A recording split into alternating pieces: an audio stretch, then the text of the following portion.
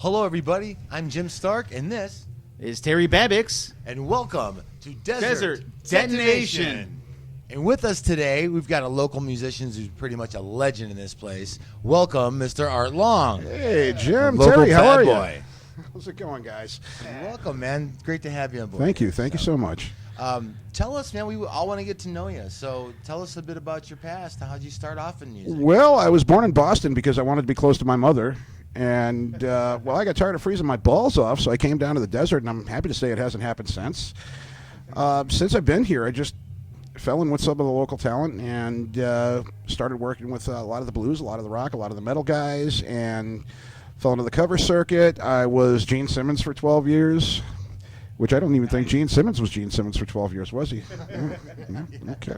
And I actually got a picture with Gene Simmons one time at Raptor Guitars, George Contreras' store, and he thought I looked alike, so it went over pretty good. And then I got tired of doing the tribute thing and just started falling into writing my own stuff. I met Perry Fretz from Bad Boy Guitars through a mutual friend of ours, Jimmy Ellis. Went to a party over at Perry's place and woke up the next day in my still half-drunken state, and I said, I'm going into the studio and see what happens. And what happened was chitlins and chowder, and hopefully in the next couple of months this sucker is going to be released. I've been working on it long enough. It's been about a year. It's a little bit of everything that I've been influenced by, and I borrowed liberally from my influences. People like Zeppelin, people like The Who, even Peter Green, some of that stuff. And some of it's a little bit more flagrant than others, but it's a really, really heavy blues-influenced album, and I can't wait till this thing hits. I really can't. I'm really looking forward to getting the band assembled. We're hearing little rumors that it's coming out really nice. I'm working with Perry Fretz is producing it, and over the last couple of months, I've dropped a few pounds. That's because he chains me to the console and says, "That's not good enough. Keep working." And it's been working so far. Dangles the food. Dangles the food. Yeah, dangles a rib in front of me, and that's it. I mean, that's brother's gonna starve. I gotta eat this mic. I'm sorry, Terry. I'm making Terry crazy with this thing. Awesome. So you told us some of your influences. Are we going to hear a lot of that in this album? You're going to hear a ton of it. You're going to hear a lot of the Zeppelin. You're going to hear a lot of Stones, a lot of Aerosmith. I mean, come on, I'm from Boston. You can't like fall out of bed without hearing an Aerosmith song. It just doesn't happen. What's your favorite part about being in the studio? My favorite part about being in the studio this time is I can work at my own pace, and if I can also take a little bit of time to decide, okay, this needs a little bit of cowbell over here, needs a little mandolin, needs a little banjo, needs a little bit heavier guitar over here. If it needs, 3 stacks vocal harmonies or 3 stack guitar harmonies, I have the time to make those choices and do it the way that I want it to sound. I want to make the album that I never got a chance to dangle my $10 bill at the local record store and buy. There you go. Yeah. I can't wait to hear this. Yeah. Wow. Yeah, I've had a sneak preview at some of these tracks, and they sound really great. Yeah, Well, I can really hear a much. lot of your influences coming out in it, and I think everybody's going to be really happy and surprised when it does come out. You guys are going to be surprised with what Art's putting out, man. It's some really good Don't stuff. be afraid really to throw diverse bras, stuff, ladies. That's okay. That's still good. I mean, I know it's not the 80s anymore, but He is definitely back. Growing up, and I'm sure you had quite a record collection. I used to own a record store, as a matter of fact. That's where we're going with this. I wanted you to tell everybody that. How did you get started with that? Well, let's just say that there was a bunch of local businessmen that took an interest in a young man's hobby and just kind of let me kind of do my own thing with it. I And just heard you had the craziest collection. it was a crazy collection. I mean, I still have a copy of Peter Criss's first solo album on vinyl, and I really wish I didn't. What out of Love your you, whole Peter. collection? Love you, but out of control it was, dude. out of your whole collection, what was your prized album, your prized possession? My prized album was probably the first album that I bought with my own money, and that was Kiss's Love Gun album. Love Gun, okay. Hey, we all had that in our collection. Right? You have no idea how many lawns I had to mow for that, and we lived in a condo. Oh, Okay. you're out there hustling. Little bucket, please help me buy my Kiss album. Was that your goal to buy that album, or is that the you could afford when you got in there? No. It was the year that it came out, around there, and it was on sale for $3.99, and I just mowed everybody's lawn until I took out the trash or raked leaves. I mean, come on, we're talking about the East Coast. Shoveled snow, okay. You know, that shit's really fun until you have to shovel it or drive through it. That's why I'm in Arizona, folks. Okay. Whatever I had to do, or chores around the house to get the money, the point was I had to earn it, and I did. I really did. And then when I finally got that sucker home and put it on that little Barney turntable, it wasn't Barney, it was Scooby-Doo back then. Okay, yes, I'm dating myself again, folks. You see that? And I just let the needle drop, and I heard that first BAM from I Stole Your Love, dude. I was home. These guys weren't just musicians like the smelly guys that my sister was listening to. These guys were superheroes, and that really coalesced with my love of like comic books and science fiction, and what Kiss was doing back then really tied in with everything that a pre-adolescent boy could have wanted to see or hear. Brought it to life, exactly. And it was an introduction to the heavier side of music. After Kiss, there was Black Sabbath. I'm a very big Geezer Butler fan, and of course, you can't have Black without Purple. Anybody who's having a bruise knows Deep Purple, Black Sabbath. They just go together, like peas and carrots. It was just wonderful stuff to listen to. And then John Lord with that organ and that heavy Roger Glover bass behind it. It was just wonderful stuff. And then, of course, I started inhaling the fumes that were coming out of my sister's room, and I started listening to Rush and Pink Floyd, and eventually I found Led Zeppelin, and I never came back. Now, take us, if you would, through your songwriting process. Songwriting process is this. I wake my wife up at 3 o'clock in the morning and say, "Hey, honey, listen to this!" And normally I have my dobro that's about arm's length away from the bed, and I'll just drag her out to the back patio and I'll start playing something. Or if I've got something that's driving me absolutely crazy, like I'll like whistle it into my phone. I'll take a video of myself whistling, which you really never want to see, dude. If anybody ever gets a hold of my phone, I'm whistling, okay? I'm not practicing. Anyway, I whistle it into the phone, and I try to transliterate it into guitar, bass, mandolin, banjo, whatever I have that's within arm's length, and I'll try to write that as, say, like a B or an A part, and I'll try to put other parts around it. Sometimes I'll, jump into something drastic. There's one song that I'm writing for another album right now that has a mandolin part that goes into a guitar part. That's a drastic departure from one to the other, but it just kind of fits. Now, listening to all that music that I did back when I was younger, you can almost kind of hear in your head what fits. And I'm not saying that I have an expert ear, but you have that feel, though. You have the feeling of what goes together. Yeah, You've done it for years. It aggravates people when I write songs with other people. No. Let's try this instead. Terry's tried writing with me. He knows how aggravating it can be. Yeah. And I think it comes out in some of the other bands that I'm working with. Right now, I'm producing another band, Voodoo Sliver. I'm working with those guys. Oh, nice. And I've been working with them for a couple of weeks now. I just got them to where I can get the guitar and bass sounds to kind of blend together a little bit, and I'm going to work with the drummer a little bit too, getting his sound. And then we're going to get into the songwriting process with them as well. And hopefully what I've experienced in songwriting translates in what they're doing. And like I said, I'm no expert on writing songs. I just know what I like to hear. And it doesn't mean what I like to hear coming out of me is what I'm going to want to hear coming out of them. It's an entirely different style of music. The first time I heard those guys, the first thing I thought, DRI, Misfits, that type of stuff that I listened to when I was a little skater punk, if you could picture that. Yeah, I'm still wearing the shorts, folks. Anyway, but that was what I heard coming out of them. It doesn't necessarily mean it's going to be what you hear coming out of me, but the transitions are going to be similar. You know what I mean? Sure. Okay.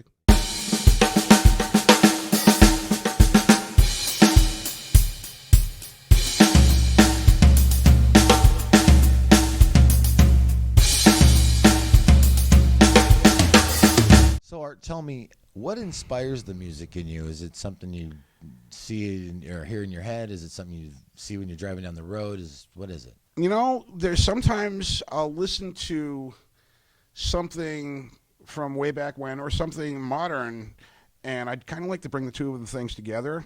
And there's something, you know, it's like Paul Stanley used to do. He used to try to rewrite Whole Lotta Love. He used to try to rewrite Communication Breakdown, that type of thing. I think to myself, why can't I write a song like this? The one that comes to mind the most is Phantoms by Lizzie Borden, believe it or not. You know, and it's an obscure song from an obscure album, and I've always thought, damn, why didn't I write that song? So I kind of wrote something similar on a different wavelength lyrically, and it just seemed to work. Oh, good deal. And that's going to be on this album too. I'm really itching to hear this album. Oh yeah. Well, I do have a sample with me. Well, we're definitely going to have some a little bit later. Maybe he'll drop it for us, and we can put it on here. Like it's hot, motherfuckers. That might be really cool. So, did you ever have any formal training or anything? Have you taught yourself all this? No, this was well, it was weird. We had an old air-powered organ in the house. You know, one of those little desktop organs. We all did. Yeah. Grandma dropped it off one day. Yeah, Grandma just dropped it off one day. Hey, I found this on a toy drive. Hey, you can have it. And I started playing with it. And when I was like 4 years old, I learned an old Depression song called Long, Long Ago. Of course, you know, we had the single keys for the chords, and then we had the numbered keys for the melody. Right. And I just kind of like followed along. And it started sounding like a song after a while. And then when I was 8 years old, I had an aunt that was an old slide player, gave me an acoustic guitar, which within 2 years I destroyed. I had a drum set when I was 8, and you want to see something more ridiculous than him playing drums? Me playing drums. Okay, that's the only thing.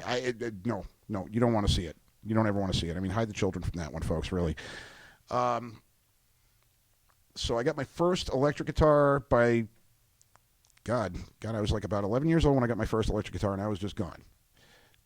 It was like a guitar a year after that. I was either buying or was being gifted, and then every rehearsal I'd ever show up to, there'd be a billion guitar players and no bass players. Yep. Now, finally, I meet a gentleman called Kevin Colucci from Stone Crusher, Boston, Massachusetts, killer drummer. Anyways, his father had an old Guild 301B that he sold me with a Fender amplifier for $500. Oh, wow. And at the time, I had my first job. I was working in an auction barn part-time, and you know, $5 here, $10 there, and he's like, you paid off, buddy. Mm-hmm. So he sold me my first bass guitar. That actually came out to Arizona with me, and I lost it in a divorce. It went into a pawn shop, and Brandon from Downhill Trend owns it now. Yeah. Behind the counter of Bizarre Guitars. Yep. He was playing it on stage. I'm like, where'd you get that from? Nice. And he said, I got it from a pawn shop. I said, that's mine. He's like, what was on the case? And I told him, a bunch of stickers, and the name of my old band, Seventh Sign, was on the back of it. No way. That was the reaction. So, yeah. All these years, all these songs you've written, do you have one that you just love the most that you've put together? Okay. And why? Tell us the meaning, because I know it's going to be good. I just saw it in his eyes. He's trying to think of how am I going to answer this question and not really upset or make too into. I'm not going to upset anybody with this. Everybody knows the story behind this one. I mean, I grew up primarily listening to and playing heavy metal. It was the 80s. It was like we had hair metal, we had thrash metal, and I wrote about biblical compulsions and shit like that. And I wrote about weird, bizarre sex acts, drugs. Everything that was popular in the 80s, I wrote about that. And then in the 90s, I was writing either folk songs or I was getting more political. And then finally, when I started working on this record, I wrote a song about a woman. And I've never done that before. One object of my affection. And my wife said to me, oh, that's so sweet. And then I told her it was about Marilyn Chambers, and she threw me out of the fucking house. Oh, my God, that's great. Lullaby for Marilyn. Yep, that was the first. That one stands out. There's one song that I wrote. My engineer, Rick Martini, he and I wrote this. Well, I wrote the song, but he kind of gave me the boot to do it. I told him, I was working in his studio one day, and I said, I want to write a jug band song. So I busted out a washboard and the jug and all that stuff. I can just picture this. I can totally picture this.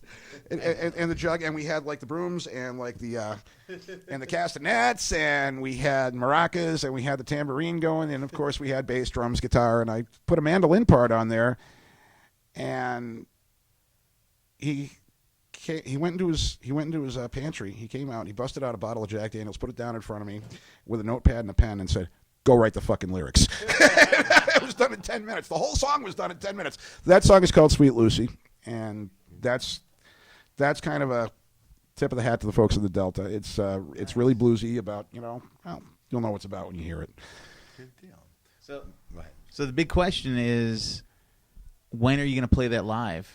Right now, I just put the ad out on Craigslist last night, and we got some responses for 2 guitarists. Rick Martini is going to be playing drums for this. Nice.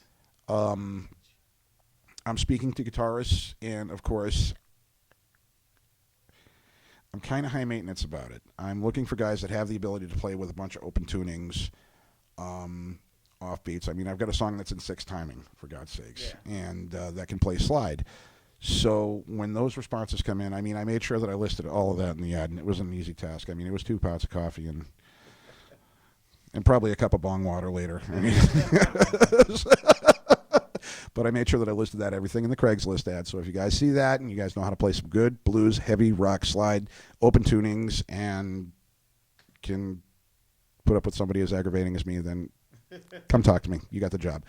But I'm hoping to get everything released, packaged, released, everything by late October, around this time of year.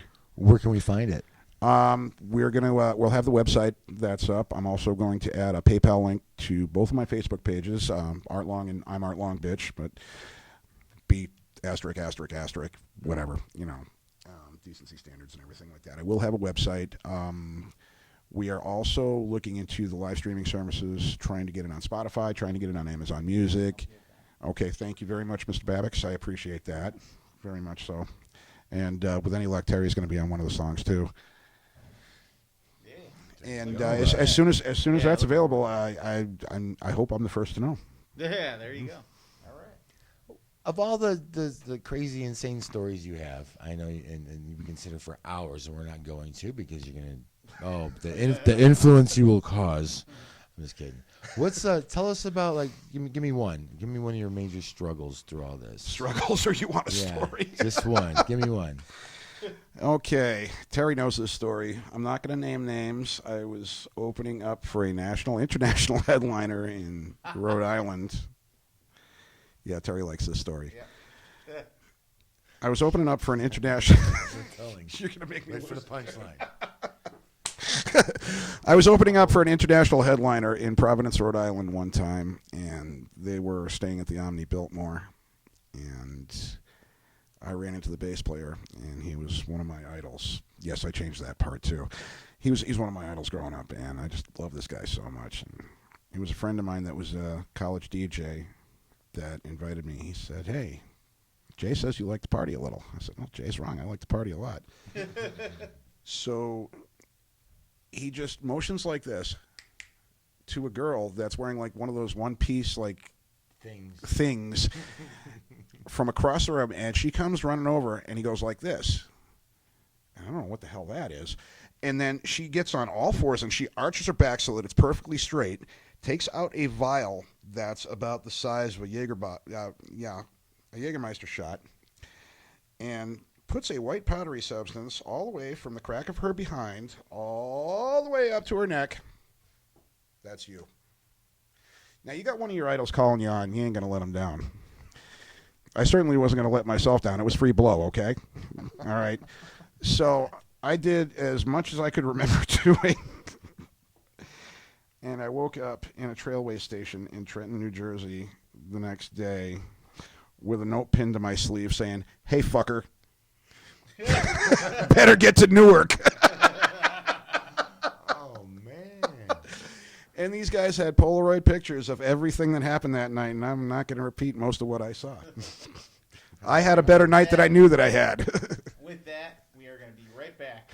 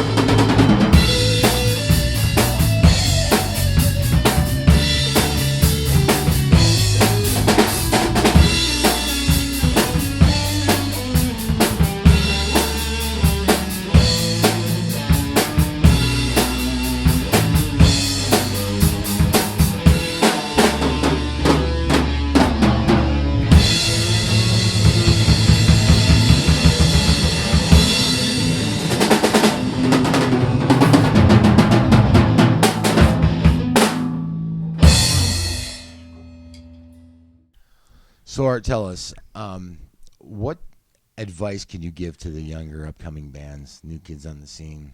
Don't give up and don't forget who you are. Don't ever give up doing this. This is something you were meant to do. This is not something that you picked up. This is something that was born into you. Don't stop, but don't forget where you came from either. All right, good stuff. Thank you very much. This has been Jim Stark. And Terry Babicz. And you've been watching Desert Detonation. Hi guys, it's me, Jim Stark, and I'd like to invite you to Band Oasis Rehearsal Studios, 1322 West University Drive, Mesa, Arizona. Right on the corner of Alma School and University, right next to Club Red. Practice with the pros. Come on down today, tell them Jim Stark sent you, and get a great special deal. You guys, this place is awesome! Gang, we've got 5 hourly rate studios plus a bunch of monthly rate studios. All kinds of prices to fit any size band. And check this out, totally affordable rates. And believe me, from one starving artist to another, you know how important that is. Just call 480-966-8742 or just remember 480-96-MUSIC.